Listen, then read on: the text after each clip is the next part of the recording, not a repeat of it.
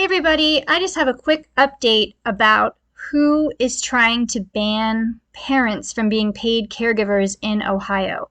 So the other day we found out that the Senate added a last-minute amendment to the budget bill that would ban parents only on the DODD side, not for the other waivers, but they would ban parents on the DODD side from being paid caregivers for their children. And everybody's first question was, who is doing this? Who's behind this? Who would want that?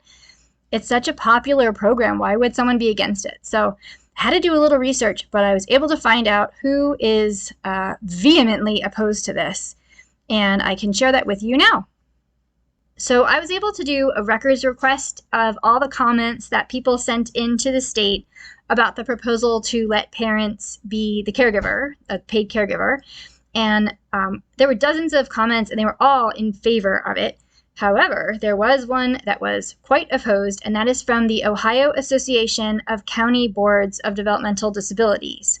They sent a letter, and here it is, to Director Corcoran and Director Houck on May 3rd, trying to convince them to not allow parents of minors to be paid caregivers.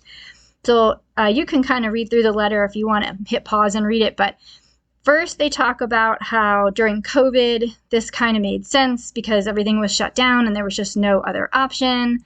Then they said they were asked in November of 2020 and then again in December of 2021 whether it should be made permanent. And here's what they said at that time.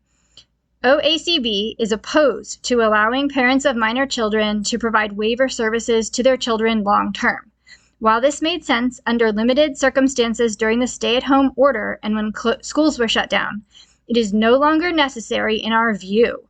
We believe that this creates a dangerous precedent in Ohio's DD system and should be discontinued as soon as possible in 2022. So they really did not like this and they wanted it shut down ASAP. So first, here's the reasons. First, they say it's not fiscally sustainable. And they go in and they claim that there's 40,668 children who are eligible for this program. And that if even 10% of them were authorized for 40 hours of HPC, it would cost all this money. So they know this is the wrong number, and Kim Houck knows this is the wrong number too. I don't know why they would even try to put this over on her. That's not how many kids have waivers. So how many kids have waivers? This is actually last year's data, so it might be a little bit off. But so 0 to 17 years old, we got 764 with an IO, 1560 with a level 1, 597 with a self, for a total of 2,921 kids with waivers who could possibly get HPC care. Not 40,668. So that's a little off, guys. So then they're saying, oh, it's too expensive. Now, no matter how many kids it is, this group is assuming that every time a parent becomes the caregiver, they are adding, whether it's one parent or 40,000 parents, they are adding cost.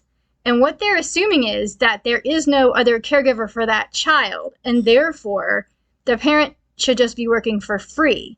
But in this scenario, they're saying every time a parent becomes a caregiver, it's a cost. So they're already admitting that these kids have no other options. So what they want you to do is they want you to not have caregivers, and they want you to work for free. So hopefully you got that. And then they said several superintendents are already receiving requests from families who want to enroll just so they can become paid. So this is a good one. Then they say community integration concerns. So if you read this paragraph, if you allow the parents to be paid, they're going to isolate their children at home, keep them out of daycare and camp and other programs. They're going to not send them to those on purpose so that the parent can make a buck. So that's what they think of you guys. They're also saying it conflicts with free choice of provider. I'm going to argue that not allowing parents conflicts with free choice of provider, because if the child wants their parent to be their caregiver, then they can't. You can't tell when you're a parent or a provider. Actually, you can, because you log in using EVV when you're a provider. They think there'll be a big influx of people wanting waivers. And these poor agencies who are already so taxed won't be able to provide training or oversight to the parents. Here's who signed.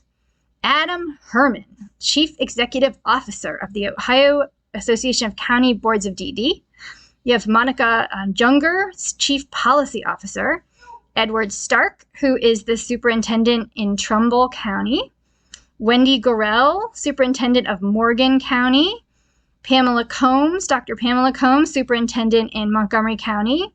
Sarah Zimmerman, superintendent in Sandusky. Renee Kohler, superintendent in Auglaize. Kara Brown, superintendent in Union Hardin.